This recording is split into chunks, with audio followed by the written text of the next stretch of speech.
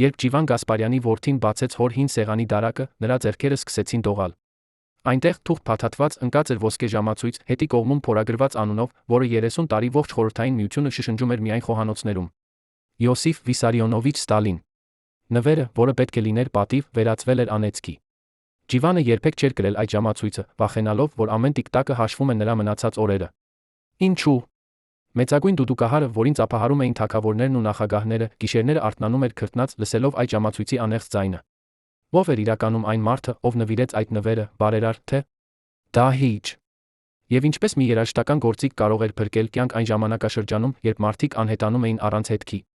Այսօր մենք կբացենք այն արխիվները, որոնք տասնամյակներ թաքցված էին ընտանիքի սեղանի տակ։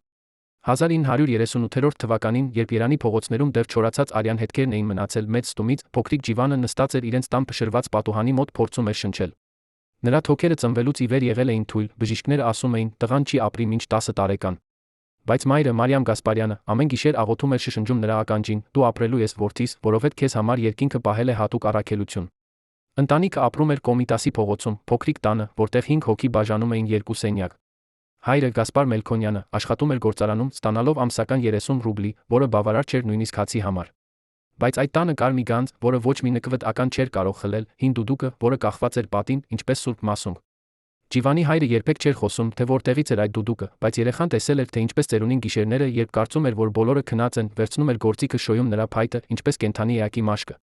Մի գիշեր, երբ փողոցում լսվեցին ավտոմեքենաների ճիճը դռների կոտրելու ձայները, նշան, որ նկվտն եկել է հերթական զոհի համար, հայրը արթնացրեց Ջիվանին, առաջին անգամ տվեց նրա ձեռքը դուդուկը։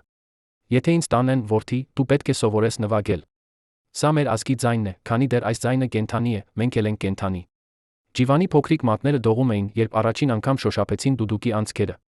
Ձայնը, որ դուրս եկավ, նման էր լացի, մայրը, որը լսում էր անկյունից, սկսեց լուր արտասվել։ Այդ գիշեր ավտոմեքենաները անցան նրանց տան կողքով, կանգ առին հարանի դռան առջ։ Առավոտյան հարանի տունը դատարկ էր, ոչ ոք երբեք չիմացավ, թե ինչ եղավ ամբողջ ընտանիքի հետ։ 1940 թվականին, երբ Ջիվանը 12 տարեկան էր, նա արդեն նվագում էր փողոցներում վաստակելու համար։ Նրա թոքերը դեռ թույլ էին, բայց դուդուկը կարծես օդ էր տալիս նրա մարմնին։ Մարդիկ կանգ էին առնում լսում, ոմանք լացում էին, ոմանք նետում մի կտոր հաց կամ մի քանի կոպեկ։ Բայց մի օր, երբ նա նվագում էր Հանրապետության հրապարակում, միս ավտոմեքենա կանգ առավ նրա դիմաց։ Դռները բացվեցին, 2 տղամարդ կոստյումներով մոտեցան։ Ջիվանի սիրտը սառեց։ Նա գիտեր, թե ինչ նշանակում է ավտոմեքենան։ Բայց տղամարդիկ չբռնեցին նրան։ Նրանցից մեկը, Բարակ Մորուքով, ծունկի եկավ ասաց, տղա, դու նվագում ես, ինչպես հրեշտակները։ Մենք քեզ տանում ենք Մոսկվա, կոնսերվատորիա։ Դու պետք է սովորես ճիշտ։ Ջիվանը նայեց իր մոր աչքերին, ով կանգնած էր հեռվից սառած էր վախից։ Նա չգիտեր, սա փրկություն էր, թե դատավճիռ։ Մոսկվայի կոնսերվատորիան 1942 թվականին նման էր ոսկե վանդակի, որտեղ տաղանդները փայլում էին, բայց միշտ դիտվում էին։ Ջիվանը ապրում էր ընդհանուր հանրակացարանում 15 այլ ուսանողների հետ, որոնցից յուրաքանչյուրը երազում էր դառնալ հայտնի։ Բայց Ջիվանը տարբեր էր։ Նա չէր երազում փառքի մասին, նա ուզում էր պարզապես շնչել նվագել։ Նրա դասախոսը Կարլեն Միրզոյանը հայ էր, բայց ապրել էր Ռուսաստանում 30 տարի, խոսում էր հայերեն միայն շշուկով, վախենալով, որ լսեն։ Նա առաջին անգամ ասաց Ջիվանին ճշմարտությունը, դու ունես աստվածային տաղանդ, բայց այստեղ տաղանդը բավարար չէ։ Դու պետք է սովորես շփտալ ճիշտ մարդկանց, խոսել ճիշտ բառերը երբեք, լսում ես երբեք չասել քո իսկական մտքերը։ Ջիվանը չհասկացավ այդ խոսքերը մինչ մի ձմեռային երեկո, երբ նրան կանչեցին կոնսերվատորիայի տնօրենի գրասենյակ։ Գրասենյակը տաք էր, լի ծխախոտի ծխով, պատերին կախված էին Ստալինի դիմանկարները, տարբեր չափերի, տարբեր ժամանակաշրջանների։ Տնօրենը, թաղամաս մարդ կարմիր դեմքով, նստած էր սեղանի ետում ուսումնասիրում էր Ջիվանի գործը։ Գասպարյան, այո, հայ ես։ Լավ, լավ։ Մենք սիրում ենք հայերին, նրանք լավ երաժիշտներ են։ Բայց ասա ինձ, տղա, դու հավատարիմ ես խորհրդային իշխանությանը։ Ջիվանը զգաց, թե ինչպես նրա բերանը չորացավ։ Նա հիշեց իր դասախոսի խոսքերը, ժպտալ ասել ճիշտ բառերը։ Այո, ընկեր տնօրեն, ես հավատարիմ եմ։ Տնօրենը ժպտաց, բայց նրա աչքերը մնացին սառը։ Լավ է։ Որովհետև մենք ունենք հատուկ առաջադրանք քեզ համար։ Մեծ առաջնորդը, ընկեր Ստալինը, լսել է քո մասին։ Նա ուզում է լսել հայկական դուդուկը։ Դու կնվագես նրա համար։ Սենյակը սկսեց պտտվել Ջիվանի աչքերի առջ։ Նվագել Ստալինի համար։ Մարդու համար, որի անունից երեխաները գիշերները վախենում էին քնել։ Հաջորդ 3 շաբաթվա ընթացքում Ջիվանը չէր քնում։ Նա վարժվում էր օրական 16 ժամ, մինչ նրա շրթունքները արյունոտվում էին, մատները ցավում էին։ Կարլեն Միրզոյանը նստում էր նրա կողքին շշնջում, դու պետք է նվագես այնպես, որ նա լացի։ Եթե դու կարողանաս ստիպել այդ մարդուն լալ, դու կապրես։ Եթե ոչ։ Նա չավարտեց նախադասությունը, բայց Ջիվանը հասկացավ։ 1943 թվականի փետրվարի 12-րդ օրը, ձյունոտ երեկոյան, Ջիվանին տարան Քրեմլ։ Ավտոմեքենան անցավ 5 անվտանգության կետ, ամեն անգամ զինվորները ստուգում էին նույնիսկ նրա դուդուկի ներսը, համոզվելու, որ այնտեղ թաքնված զենք չկա։ Երբ նրան մտցրին հսկայական դահլիճ, ոսկե զարդերով բյուրեղե շանդելիերներով, Ջիվանը տեսավ նրան։ Ստալինը նստած էր բարձր աթոռի վրա, ծխում էր ծխամորճ, նայում էր Ջիվանին այնպես, ինչպես որ սորթը նայում է իր որսին։ Նրա շուրջը կանգնած էին տասնյակ մարդիկ, գեներալներ, նախարարներ, բոլորը սառած ժպիտներով։ Սկսիր, ասաց Ստալինը, նրա ձայնը հնչեց, ինչպես գերեզմանի կափարիչի փակվելը։ Ջիվանը բարձրացրեց դուդուկը դեպի շրթունքները, այդ պահին նա մոռացավ, թե որտեղ է։ Նա փակեց աչքերը, տեսավ իր մայրիկին, ով աղոթում էր նրա համար։ Տեսավ Երանի փողոցները, որտեղ երեխաները խաղում էին անհոգ օրերին, մինչ ավտոմեքենաները չեկան։ Տեսավ իր հարանին, ով անհետացավ մի գիշերում երբեք չվերադարձավ։ Եվ նա սկսեց նվագել։ Մեղեդին, որ դուրս եկավ դուդուկից, չէր նման երաժշտության։ Այն էր ողբ, աղերս, աղոթք, մեղադրանք միաժամանակ։ Դահլիճում բոլորը սառեցին։ Մի գեներալ, որը կանգնած էր պատի մոտ, սկսեց լուր լալ, բայց արագ սրբեց արցունքները, վախենալով, որ տեսնեն։ Ստալինը նստած էր անշարժ, նրա դեմքը քարի պես, բայց նրա աջ ձեռքը, որը բռնած էր ծխամորճը, սկսեց դողալ։ Ջիվանը նվագեց 10 րոպե, որը թվաց հավերժություն, երբ վերջին նոտան մարեց օդում, դահլիճում լռություն էր, որը կարելի էր կտրել դանակով։ Ստալինը դանդաղ ոտքի ելավ։ Նա մոտեցավ Ջիվանին, տղան զգաց մահվան հոտը, խառը ծխախոտի օղու հետ։ Բայց հետո Ստալինը արեց մի բան, որը ոչ ոք չէր սպասում։ Նա դրեց իր ձեռքը Ջիվանի ուսին, ասաց. «Դու ստիպեցիր ինձ հիշել, որ ես մարդ եմ։ Սա վտանգավոր նվեր է, տղա»։ Հետո նա շրջվեց դեպի իր օգնականը, հրամայեց. «Տվեք նրան ինչ-որ բան, որ նա հիշի այս օրը»։ 2 օր անց Ջիվանին բերեցին փաթեթ։ Ներսում էր ոսկե ժամացույցը, հետի կողմում փորագրված Ստալինի անունով ամսաթվով, փետրվարի 12, 1943։ Կարլեն Միրզոյանը, երբ տեսավ ժամացույցը, գունատվեց, շշնջեց. «Թաքցրու այն, Ջիվան։ Երբեք մի ցույց տուր ոչ ոքի։ Սա ոչ թե նվեր է, սա նշան է։ Դու այժմ նշված ես, նրանք միշտ կգիտենան, թե որտեղ ես»։ Ջիվանը չհասկացավ այդ խոսքերը մինչ տարիներ անց, երբ սկսեց նկատել, որ ուր էլ գնում էր, միշտ կար մեկը, ով հետում էր նրան։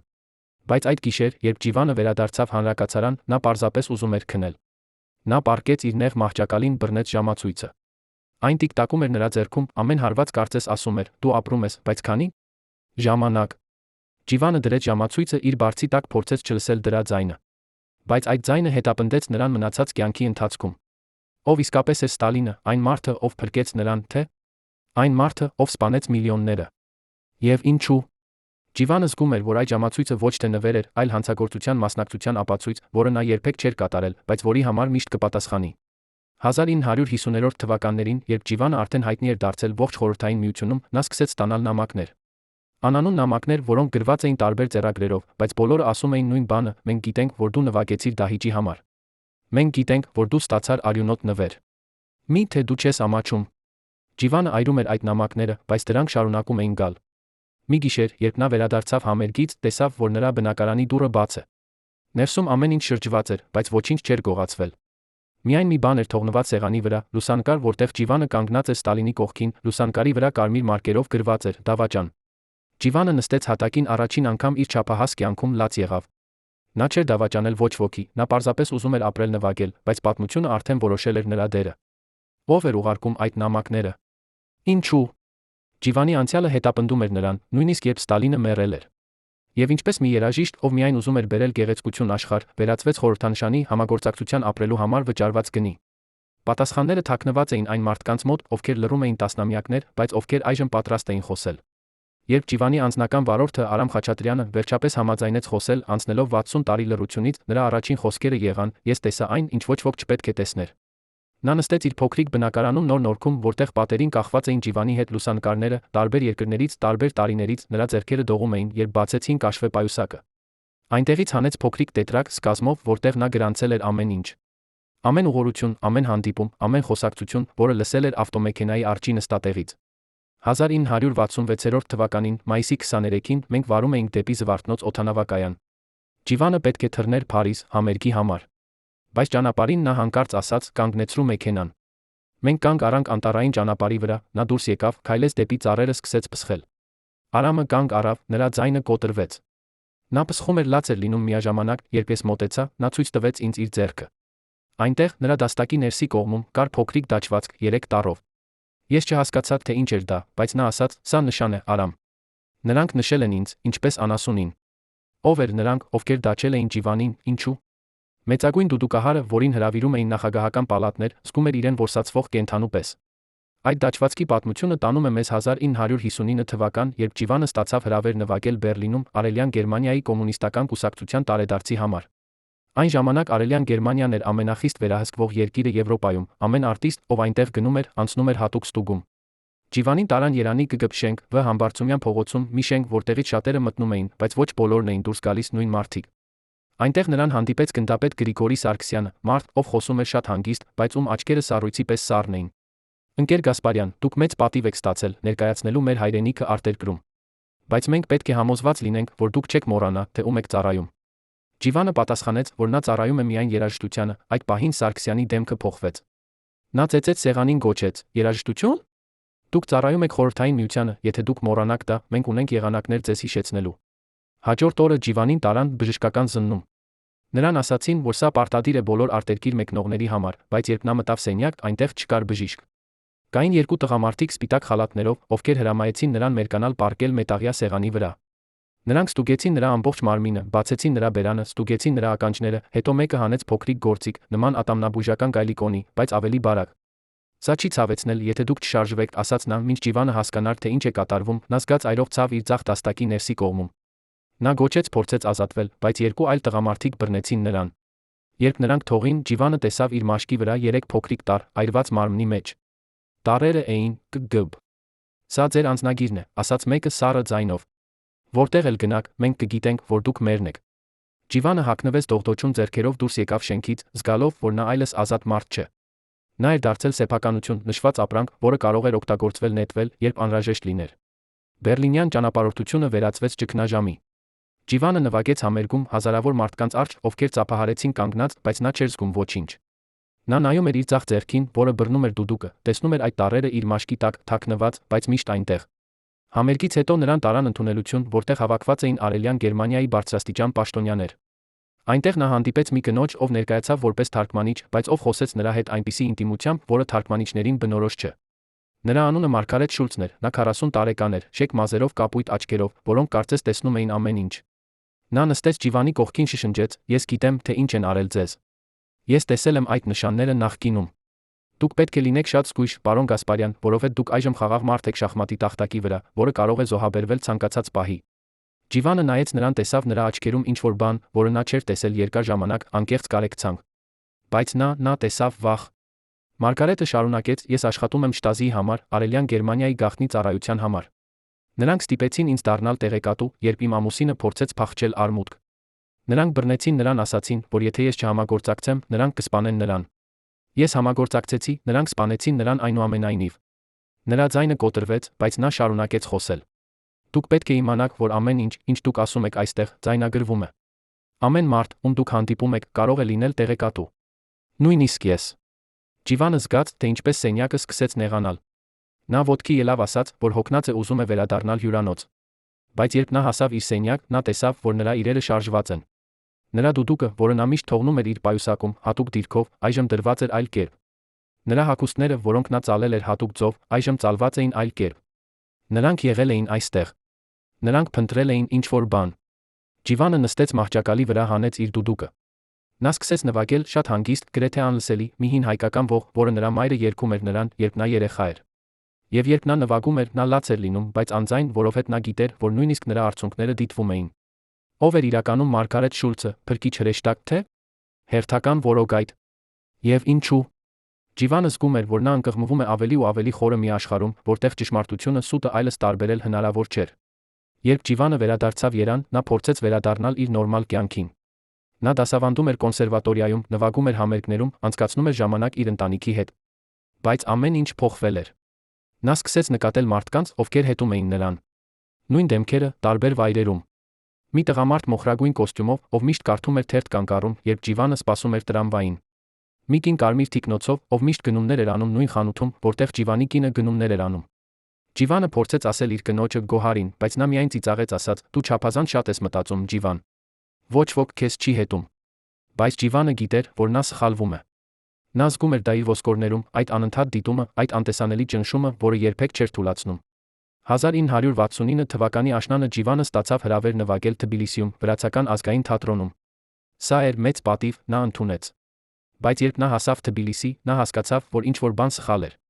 Նրան հանդիպեցին օդանավակայանում ոչ թե թատրոնի ներկայացուցիչները, այլ երկու տղամարդիկ, ովքեր ասացին, որ նրանք անվտանգության ծառայությունից են։ Նրանք տարան նրան ոչ թե հյուրանոց, այլ մի հին շենք քաղաքի ծայրամասում։ Այնտեղ նրան ներկայացրին մի մարդու, ով ասաց, որ իր անունը Դավիթ Ջավախիշվիլին է, որ նա հատուկ առաջադրանքներով զբաղվող է։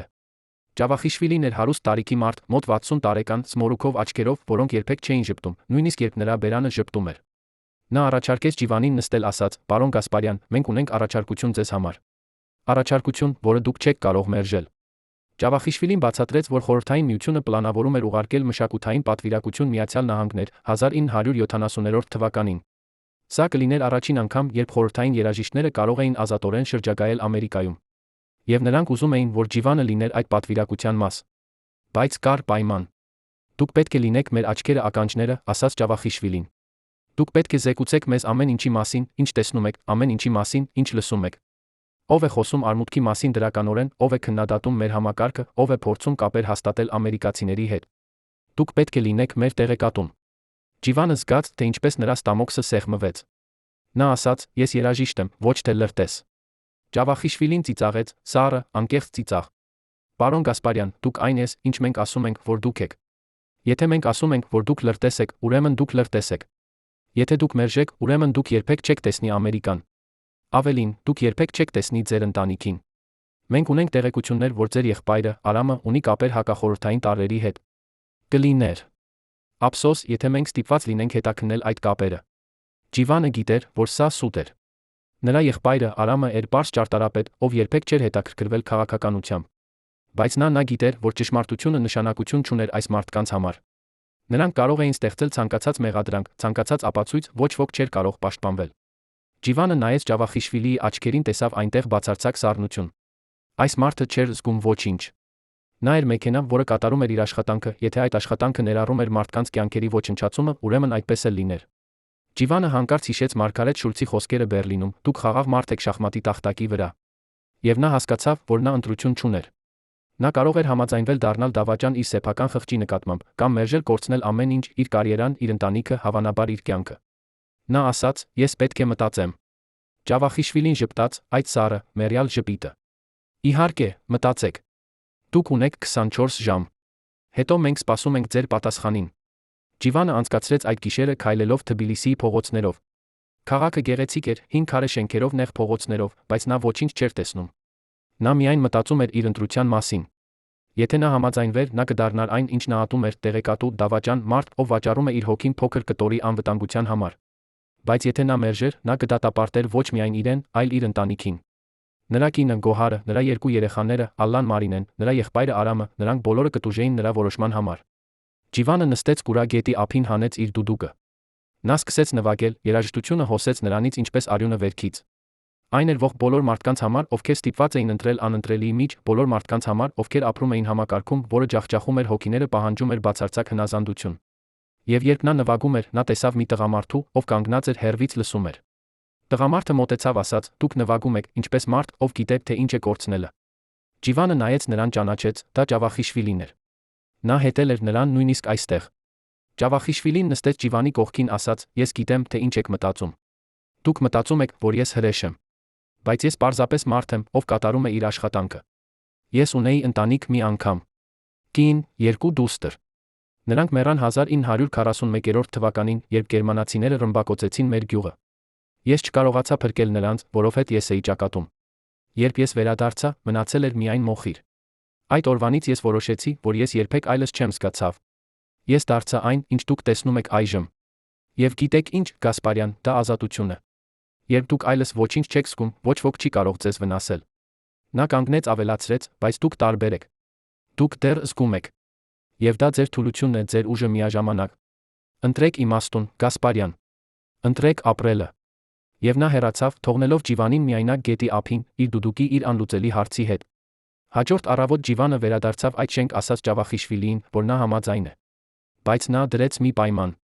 «Ես կանեմ այն, ինչ դուք ասում եք, բայց ես երբեք չեմ վնասի անմեղ մարդկանց։ Եթե ես տեսնեմ, որ ինչ-որ մեկը իսկապես վտանգավոր է մեր երկրի համար, ես կզեկուցեմ։ Բայց ես չեմ ստեղծի սուտ մեղադրանքներ։ Ջավախիշվիլին նայեց նրան երկար ժամանակ, հետո ժպտաց։ Համաձայն եմ։ Դուք կարող եք պահել ձեր փոքրիկ բարոյականությունը, Գասպարյան։ Բայց հիշեք, մենք միշտ դիտում ենք։ Եվ այդպես Ջիվան Գասպարյանը դարձավ այն, ինչ նա երբեք չէր ուզում լինել, համակարգի գործիք, մարդ, ով ապրում էր կրկնակի կյանք։ Նա շարունակեց նվագել իր դուդուկը, բերել գեղեցկություն աշխարհ, բայց այժմ նա կրում էր գաղտնիք, որը ծանրանում էր նրա հոգու վրա ամեն օր։ Ինչպես մարդ կարող է ապրել այսպես, լինել երկու մարդ միաժամանակ։ Եվ արդյոք կա ճանապարհ դուրս այս լաբիրինթոսից, թե? Ջիվանը դատապարտված էր մնալ այնտեղ մինչ իր կյանքի վերջը։ Երբ Ջիվանի անձնական բժիշկը Վահագն Մանուկյանը վերջապես համաձայնեց բացել այն բժշկական գործը, որը նա պահել էր փակ 40 տարի, նրա ձեռքերը դողում էին այնքան սաստիկ, որ գրեթե գցեց թղթերը հատակին։ Մենք նստած էինք նրա հին ընդունարանում Աբովյան փողոցում, որտեղ պատերին դեռ կախված էին խորհրդային ժամանակների դիպլոմները, տեղին եղած ծայրերից փշրված։ 1976 թվականի նոյեմբերի 19-ը սկսեց նա կարդալ դողդոջուն ձայնով, Ջիվան Գասպարյանը ներկայացավ արտակարգ զննման համար։ Նա գանգատվում էր կրծքավանդակի անընդհատ ցավերից, որոնք սկսվել էին 6 ամիս առաջ, բայց որոնք նա թաքցրել էր բոլորից։ Երբ ես հանեցի նրա վերնաշապիկը, ես տեսա ինչ-որ բան, որը ստիպեց ինձ սառչել։ Նրա կրծքավանդակի ձախ կողմում, սրտի տարածքում կար մեծ կապտավուն բծավորում, ծով նման ձեռքի հետքին։ Բայց ամենավախենալին այն էր, որ այդ բծավորումը տաք էր։ Երբ ես դիպչեցի նրան, Ջիվանը գոչեց ցավից ընկավ աթոռին։ Վահագնը կանգ առավ, սրբեց իր ճակատը, շարունակեց։ Ես հարցրի նրան, ինչպես է սա պատահել, նա պատասխանեց ինչ-որ բան, որը ես երբեք չեմ մոռանա։ Նա ասաց, դա ոչ թե վնասվածք է, դոկտոր։ Դա նշան է։ Ամեն անգամ, երբ ես մտածում եմ փախչելու մասին, այս ցավը վերադառնում է հիշեցնում ինձ, որ ես երբեք ազատ չեմ լինի։ Ո՞վ էր այն անտեսանելի ձեռքը, որը բռնել էր Ջիվանի սիրտը, երբեք չէր թողնում, ինչպես մարդու մարմինը կարող էր կրել այնպիսի հոգեբանական ցավ, որը վերածվում էր ֆիզիկական վերքի։ Այդ նույն ամսվա ընթացքում Ջիվանը ստացավ հեռախոսազանգ, կեսգիշերին, երբ ողջ Երանը քնած էր։ Ձայնը հեռախոսի մյուս ծայրում էր տղամարդու, ով խոսում էր ռուսերեն, ծանր վրացական առոգանությամբ։ Գասպարյան, դուք հիշո՞ւմ եք մեր պայմանավորվածությունը Թբիլիսիում։ Ժամանակն է վճարելու։ Ջիվանը ճանաչեց ձայնը, դա Դավիթ Ջավախիշվիլին էր։ Մենք ունենք առաջադրանք ձեզ համար։ Դուք կմեկնեք Փարիզ 2 շաբաթից, համերգային շրջագայության համար։ Այնտեղ դուք կհանդիպեք մի մարդու, ով կներկայանա որպես ֆրանսիացի լրագրող։ Նրա իսկական անունը Անդրե Լեֆևրն է, նա աշխատում է ԿԳԲ-ի համար։ Նա կտա ձեզ փաթեթ, որը դուք պետք է բերեք Երան, թաքցնելով ձեր դուդուկի պատյանի մեջ։ Դուք չեք բացի այդ փաթեթը, դուք չեք հարցնի, թե ինչ է այնտեղ, դուք պարզապես կբերեք այն։ Ջիվանը զգաց, թե ինչպես նրա ստամոքսը սեղմվեց։ Իսկ եթե ես մերժեմ, հարցրեց նա։ Ջավախիշվիլին ծիծաղեց, կարճ, չար ծիծաղ։ Ապա ձեր որդին, Ալլան, ով այժմ ուսումնասիրում է Մոսկվայի համալսարանում, կունենա շատ դժվար ժամանակ։ Մենք կգտնենք նրա սենյակում արգելված գրականություն, նա կանցկացնի հաջորդ 10 տարին Սիբիրում։ Ընտրությունը ձերն է, Գասպարյան։ Գիծը կտրվեց, Ջիվանը մնաց նստած խավարում, հեռախոսը դեռ ձեռքին, զգալով, թե ինչպես որոգայթը սերտանում է նրա շուրջը։ Փարիզյան ճանապարհորդությունը սկսվեց 1977 թվականի մարտի 2-ին։ Ջիվանը թռավ Շարլ դը Գոլ օդանավակայան, խորհրդային պատվիրակության մաս կազմելով, որը ներառում էր 5 այլ երաժիշտներ, 3 մշակութային ներկայացուցիչներ, ովքեր իրականում էին ԿԳԲ-ի վերահսկիչներ։ Նրանք մնացին հյուրանոցը Լյուտեսիաում, Սեն Ժերմեն դե Պրե թաղամասում, 5 աստղանի հյուրանոցում, որտեղ յուրաքանչյուր սենյակ արժենում էր ավելի, քան Ջիվանի ամսական աշխատավարձը։ Բայց Ջիվանը չէր վայելում այդ շքեղությունը։ Նա անցկացրեց առաջին 3 գիշերը գրեթե առանց քնելու, սպասելով հանդիպմանը, որը կփոխեր ամեն ինչ։ Մարտի 5-ին համերգից հետո օպերայի Գարնիում, որտեղ Ջիվանը նվագեց 2000 մարդու առջ, ովքեր ծափահարեցին կանգնած 10 րոպե, նրան մոտեցավ մի տղամարդ, մոտ 40 տարեկան, նուրբ ակնոցներով կոկիկ կոստյումով։ Պարոն Գասպարյան, ես Ժան-Պիեր Դյուբուան եմ Le Monde թերթից։ Կարող եմ վերցնել հարցազրույց ձեզանից։ Ջիվանը գիտեր, որ սա էր այն մարդը։ Նրանք գնացին հյուրանոցի բարի մեջ, որտեղ Դյուբուան պատվիրեց 2 բաժակ կոնյակ, սկսեց հարցնել Ջիվանին հայկական երաժշտության մասին։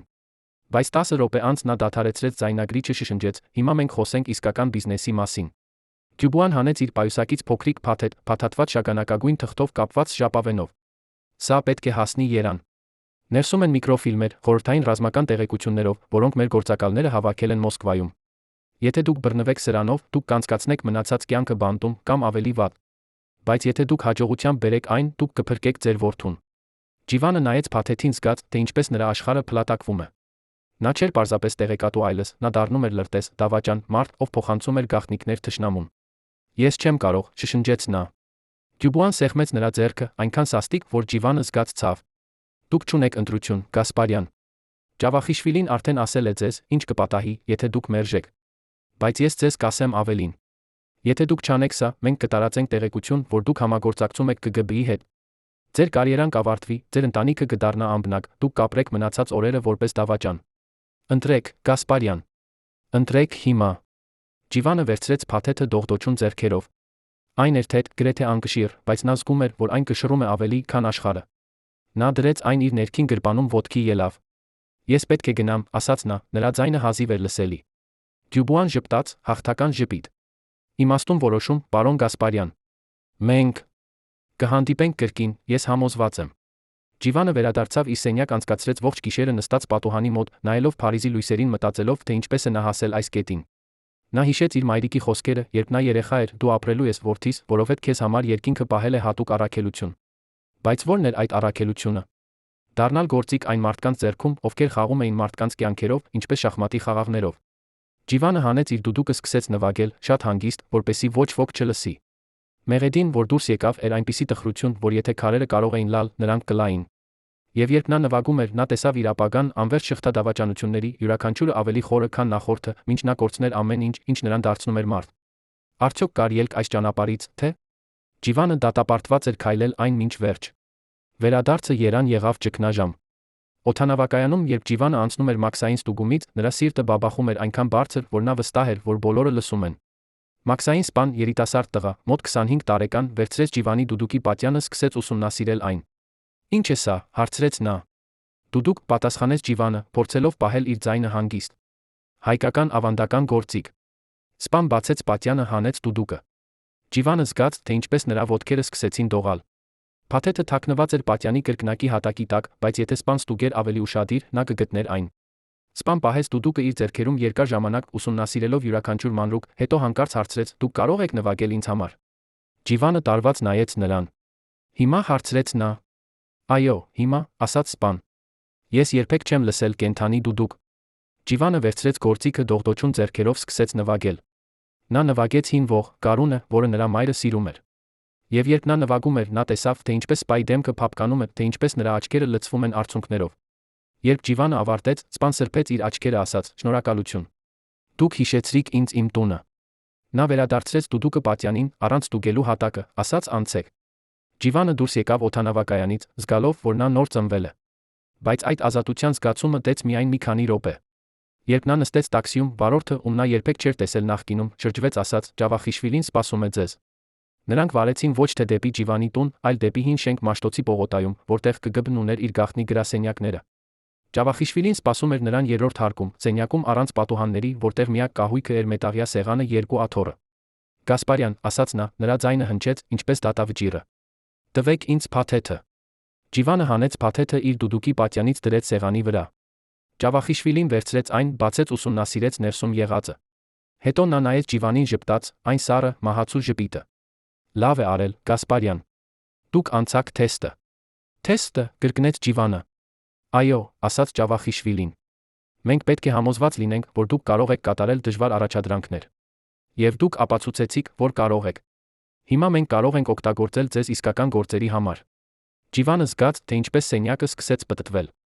Սա միայն թեստ էր։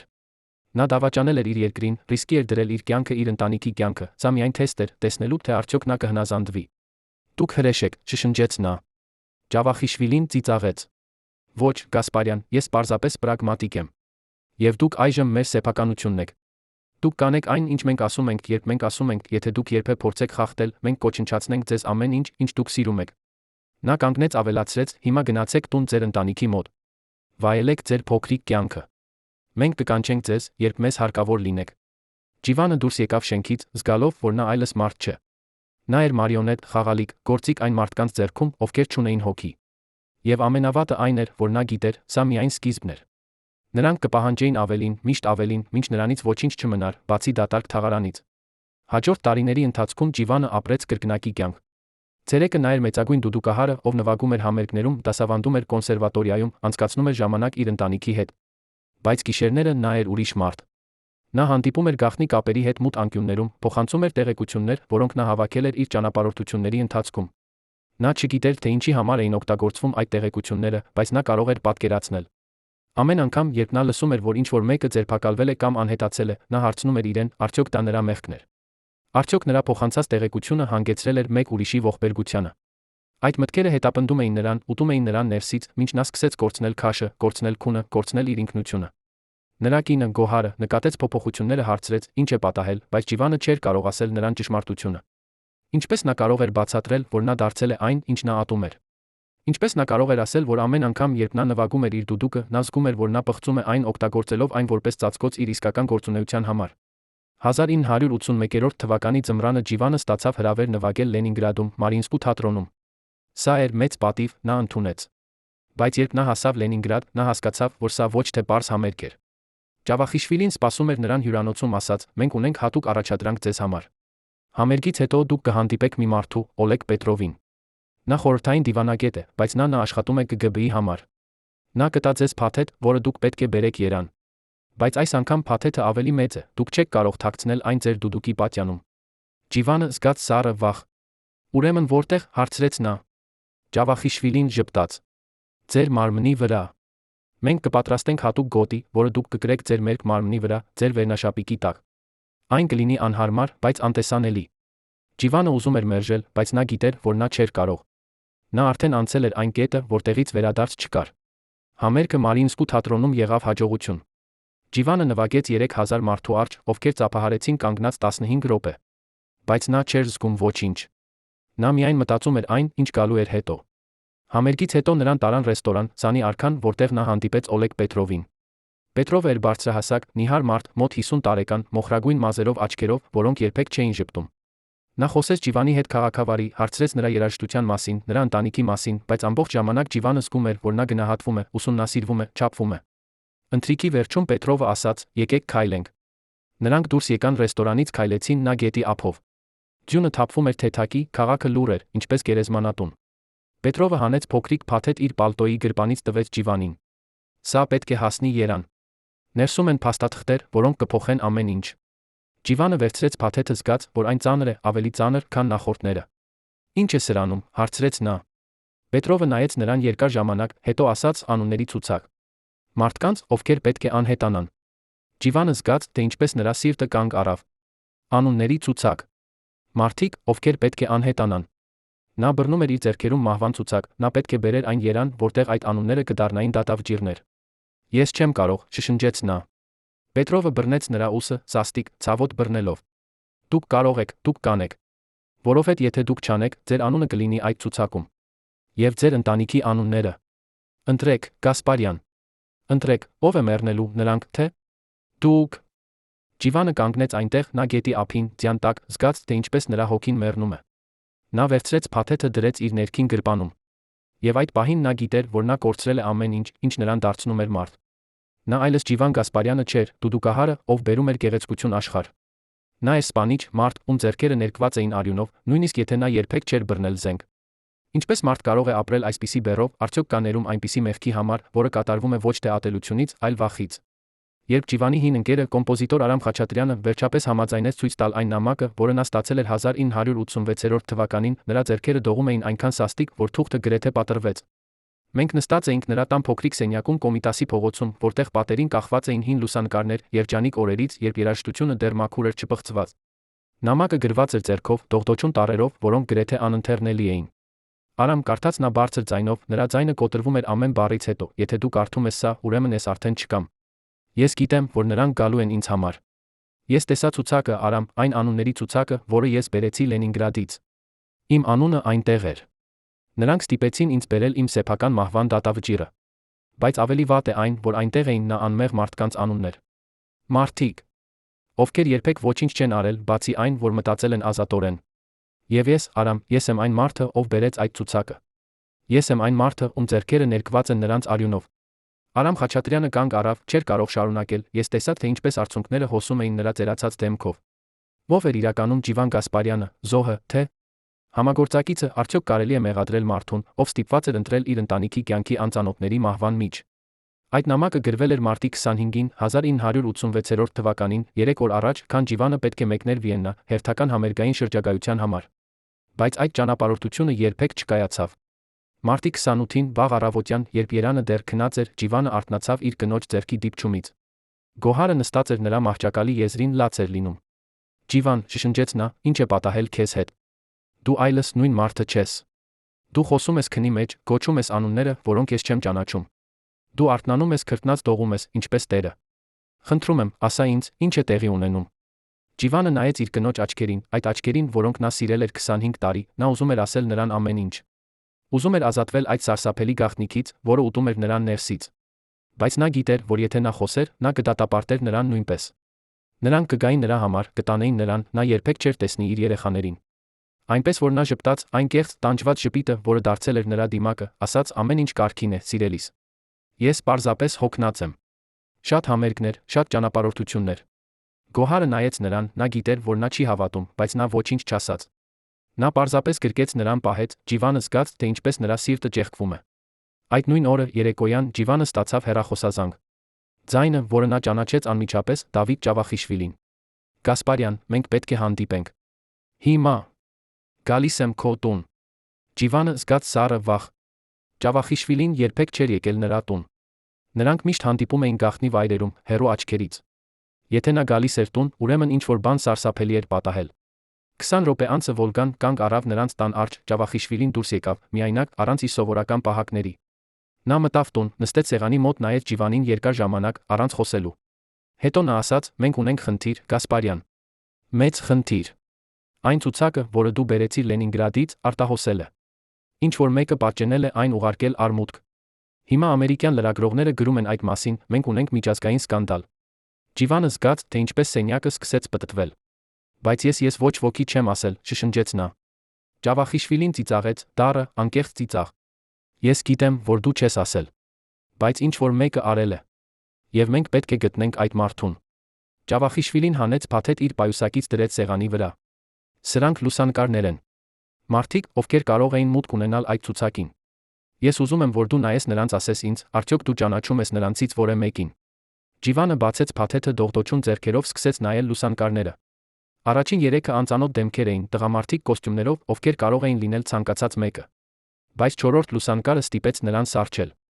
Դա Մարգարետ Շուլցն էր, այն կինը, ում նա հանդիպել էր Բեռլինում 10 տարի առաջ, կինը, ով ասել էր, որ նա տեղեկատու է Շտազիի համար։ Ես ճանաչում եմ նրան, ասաց Ջիվանը։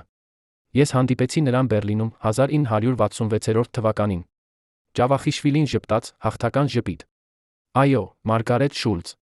Կամ այնպես, ինչպես նա իրականում կոչվում է, Մարիա Վոլկովա։ Նա աշխատում էր մեզ համար, բայց հետո նա դավաճանեց, փախավ արմուտք։ Եվ հիմա մենք գտանք նրան։ Նա դադարեց, նրա աչքերը սառեցին։ Նա մեռավ 3 ավտովթար Համբուրգում։ Շատ ափսոսալի։ Ջիվանը զգաց, թե ինչպես նրա ստամոքսը սեղմվեց։ Մարգարետը մեռել էր։ Կինը, ով փորձել էր նրան զգուշացնել, ով ցույց տվել էր նրան կարեկցանք այն աշխարհում, որտեղ կարեկցանքը թանկ էր։ Եվ հիմա նա մեռել էր, Ճավախիշվիլին ասում էր, որ դա ավտովթար էր։ Բայց Ջիվանը գիտեր ճշմարտությունը։ Նրանք սպանել էին նրան, ինչպես նրանք սպանում էին բոլորին, ովքեր դավաճանում էին նրանց։ Բայց ինչու։ Ես պատմում ինձ այս ամենը, հարցրեց Ջիվանը։ Ճավախիշվիլին կանգնեց, մոտեցավ պատուհանին։ Որովհետև ես ուզում եմ, որ դու հասկանաս։ Մենք միշտ գտնում ենք դավաճաններին։ Միշտ։ Եվ երբ մենք գտնում ենք նրանց, նրանք վճարում են։ Հիշիր այդ, Գասպարյան, երբ դու մտածում ես խոսելու մասին։ Նա շրջվեց, նայեց Ջիվանին։ Հիմա գնա քնելու։ Վաղը դու ունես երկար օր։ Դու դեռ պետք է թռչես Վիեննա։ Եվ նա հեռացավ, թողնելով Ջիվանին միայնակ իր սարսափի հետ։ Բայց Ջիվանը չթռավ Վիեննա։ Այդ գիշեր նա նստեց իր սենյակում, գրեց 2 նամակ։ Առաջինը Արամ Խաչատրյանին, այն նամակը, որը մենք կարդացինք այսօր։ Երկրորդը իր կնոջը, Գոհարին։ Այդ նամակում նա գրեց ամեն ինչ։ Ամեն դավաճանություն, ամեն գաղտնիք, ամեն մեղք, որը նա կատարել էր։ Նա գրեց, թե ինչպես նրանք ստիպել էին նրան, թե ինչպես նա փորձել էր դիմադրել, բայց ինչպես վախը եղել է ավելի ուժեղ, քան նրա խիղճը։ Եվ նա գրեց, թե ինչպես նա այլևս չէր կարող ապրել այսպես, թե ինչպես ամեն օր էր տանջանք, թե ինչպես նա որոշել էր, որ միակ ելքը մնալն էր լռել հավերժ։ Երբ նա ավարտեց գրելը, Արը արդեն ծագում էր։ Նա դրեց նամակները ծրարի մեջ, կնքեց դրանք, թաքցրեց իր սեղանի գաղտնի դարակում։ Հետո նա վերցրեց իր դուդուկը, դուրս եկավ տնից, առանց արթնացնելու իր ընտանիքին։ Ջիվանը քայլեց դեպի Հրազդան գետը, այնտեղ, որտեղ նա սիրում էր գալ երիտասարդ օրերին, երբ կյանքը դեռ պարզ էր լիհույսով։ Նա նստեց գետի ափին, հանեց իր դուդուկը, սկսեց նվագել։ Մեղեդին, որ դուրս եկավ, էր այնպիսի գեղեցկություն, այնպիսի տխրություն, որ անցորդները, ովքեր լսեցին, կանգ առան, լսեցին արցունքներով աչքերում։ Ջիվանը նվագեց 1 ժամ, 2 ժամ, 3 ժամ, ամեն նոտան էր աղոթք, ներողություն խնդրելու աղերս բոլոր նրանց համար, ում նա վնասել էր, բոլոր նրանց համար, ում կյանքերը ավերվել էին նրա թուլության պատճառով։ Եվ երբ նա ավարտեց, երբ վերջին նոտան մարեց օդում, նա դրեց դուդուկը գետի եզրին, կանգնեց, քայլեց դեպի ջուրը։ Ականատեսները ասացին, որ նա մտավ գետը հանգիստ, առանց շտապելու, ինչպես մարդ, ով գնում է տուն երկար ճանապարհորդությունից հետո։ Ջուրը սառը էր, ծառցաշաղախից, այն տարավ նրան արագ։ Երբ նրանք գտան նրա մարմինը 3 օր անց, 10 կիլոմետր ներք, նրա դեմքը խաղաղ էր, գրեթե ժպտացող։ Պաշտոնական տարբերակը, որը հրապարակեցին թերթերում, ասում էր, որ Ջիվան Գասպարյանը մահացել է սրտի կաթվածից, քայլելիս գետի ափին։ Բայց նրանք, ովքեր ճանաչում էին նրան, գիտեին ճշմարտությունը։ Նրա թաղմանը ներկա էին հազարավոր մարդիկ, երաժիշտներ, ուսանողներ, պարզ մարդիկ, ովքեր սիրել էին նրա երաժշտությունը։ Բայց Ջավախիշվիլին չեկավ։ Նա ուղարկեց ծաղիկներ, կարմիր վարդեր, քարտ, որի վրա գրված էր միայն «Նա ծառայեց իր հայրենիքին»։ Գոհարը, երբ տեսավ այդ քարտը, պատռեց այն, նետեց հողին։ Նա գտել էր նամակը, որը Ջիվանը թողել էր նրա համար, նա գիտեր ամեն ինչ։ Նա գիտեր, թե ինչպես նրանք կոտրել էին նրա ամուսնուն, թե ինչպես նրանք վերածել էին նրան գործիքի, թե ինչպես նա վերջապես գտել էր միակ ելքը, որը մնացել էր նրան։ Տարիներ անց, երբ Խորհրդային Միությունը փլուզվեց, արխիվները բացվեցին, լրագրողները գտան Ջիվան Գասպարյանի գործը ԿԳԲ-ի գաղտնի պահոցում։ Այնտեղ էին բոլոր զեկույցները, որոնք նա գրել էր, բոլոր հանդիպումները, որոնք նա ունեցել էր, բոլոր տեղեկությունները, որոնք նա փոխանցել էր։ Բայց կար նա մեկ այլ փաստաթուղթ, ուշագիր Ջավախիշվիլիից նրա վերադասներին, գրված 1985 թվականին։ Այնտեղ նա գրել էր. Գասպարյանը դարձել է անվստահելի։ Նա ցույց է տալիս հուզական անկայունության նշաններ, կարող է դառնալ վտանգ։ Առաջարկում եմ վերացնել նրան, բայց այնպես, որ դա թվա բնական մահ։ Այդ հուշագիրը գրվել էր մարտի 20-ին, 5 օր առաջ, քան Ջիվանը մտավ գետը։ Արդյոք Ջիվանը գիտեր, որ նրանք գալու էին նրա համար, որոշեց վերցնել իր ճակատագիրը իր ձեռքերը, թե՞ դա իսկապես ինքնասպանություն էր, ծնված հուսահատությունից։ Մենք երբեք չենք իմանա ճշմարտությունը։ Ինչ վերաբերում է Դավիթ Ջավախիշվիլիին, նա շարունակեց իր աշխատանքը ԿԳԲ-ում մինչ Խորհրդային Միության փլուզումը։ Երբ Վրաստանը դարձավ անկախ, նա փախավ Ռուսաստան, ապրեց Մոսկվայում մինչ 1999 թվականը, երբ նա մահացավ, ըստ պաշտոնական տարբերակի, բնական պատճառներով։ Բայց նրա հարանները պատմեցին, որ նրա վերջին ամիսները նա ապրում էր վախի մեջ, փակել էր իր բնակարանի բոլոր դռները, պատուհանները, գիշերները լսվում էր, թե ինչպես նա գոչում էր անունները այն մարդկանց, ում նա ոչնչացրել էր իր կյանքի ընթացքում։ Նրա մահից հետո նրա բնակարանում գտան հարյուրավոր լուսանկարներ, մարդկանց, ում նա հետապնդել էր, յուրաքանչյուր լուսանկարի վրա նա գրել էր մի բառ՝ ներողություն։ Բայց ներողությունը չեկավ։ Նրան թաղեցին անանուն գերեզմանում, առանց քարի, առանց անվան, ոչ ոք չեկավ նրա թաղմանը։ Ջիվան Գասպարյանի դուդուկը, այն դուդուկը, որը նա թողել էր գետի եզրին, գտավ մի 12 տարեկան տղա, անունով Արման։ Տղան տարավ այն տուն, ցույց տվեց իր հորը, ով ճանաչեց այն որպես Ջիվանի գործիք։ Նրանք փորձեցին վերադարձնել այն ընտանիքին, բայց Գոհարը ասաց. ոչ, թող մնա տղայի մոտ։ Ջիվանը գուզեր, որ նրա դուդուկը շարունակի երգել։ Արմանը սովորեց նվագել այդ դուդուկով, տարիներ անց նա դարձավ հայտնի դուդուկահար։ Նա միշտ պատմում էր իր լսարանին Ջիվանի պատմությունը, ոչ թե այն պաշտոնական տարբերակը, որը գրված էր պատմության գրքերում, այլ իսկական պատմությունը մարդու մասին, ով ստիպված էր ընտրել անընտրելիի միջ, ով վերջապես գտավ խաղաղություն միայն լռության մեջ։ Այսօր, երբ մարդիկ լսում են հայկական դուդուկի ձայնը, նրանք հաճախ չգիտեն այն ցավի զոհողության մասին, որը թաքնված է յուրաքանչյուր նոտայի հետում։ Նրանք չգիտեն այն երաժիշտների մասին, ովքեր ապրել են կրկնակի կյանք, ովքեր ստիպված են եղել ծառայել համակարգին, որը նրանք ատում էին, միայն որպեսզի պաշտպանեն նրանց, ում նրանք սիրում էին։ Ջիվան Գասպարյանի պատմությունը պատմություն է բոլոր նրանց մասին, ովքեր ապրել են ճնշման տակ, ովքեր ստիպված են եղել ընտրել իրենց հոգու իրենց ընտանիքի միջ, ովքեր վճարել են անչափելի գին իրենց ընտրության համար։ Դա պատմություն է այն մասին, թե ինչպես համակարգը կարող է կոտրել նույնիսկ ամենաուժեղ հոգիները, թե ինչպես երաժշտությունը, որը պետք է լիներ ազատության արտահայտություն, կարող է դառնալ շղթա։ Բայց դա նա պատմություն է հույսի մասին։ Որովհետև Ջիվանի երաժշտությունը, նրա դուդուկի ձայնը, շարունակում է ապրել։ Այն շարունակում է հպել սրտերը, շարունակում է հիշեցնել մեզ մեր մարդկայնության մասին, մեր կարողության մասին զգալ ցավը, գեղեցկությունը միաժամանակ։ Եվ գուցե դա էր Ջիվանի իսկական առաքելությունը, ոչ թե լինել կատարյալ, ոչ թե լինել հերոս, այլ լինել մարդ, բոլոր իր թուլություններով, ուժերով, թողնել մեզ ինչ-որ բան, որը կապրի նրանից ավելի երկար։ Բարեկամներ, ինչպես եք վերաբերվում Ջիվան Գասպարյանին։ Արդյոք նա զոհ էր համակարգի, որը ջախջախեց նրան, թե՞ համագործակից, ով կատարեց ընտրություն, պետք է պատասխանատվություն կրի դրա համար։ Արդյոք մենք կարող ենք դատել մարդուն, ով ապրել է այնպիսի ժամանակներում, երբ յուրաքանչյուր ընտրություն էր ողբերգություն։ Գրեք ձեր կարծիքը մեկնաբանություններում, մեզ համար կարող է իմանալ, արդյոք նրան հիշում են ձեր քաղաքում, արդյոք նրա երաժշտությունը դեռ հպում է ձեր սրտերը։ Դրեք լայք ճշմարտության համար, բաժանորդագրվեք մեր ալիքին, որպեսզի իմանաք ավելին այն մարդկանց մասին, ովքեր ձավորեցին մեր պատմությունը, իրենց փառքով, իրենց ցավով։ Որովհետև միայն հիշելով անցյալը, մենք կարող ենք հասկանալ ներկան կառուցել ավելի լավ ապագա։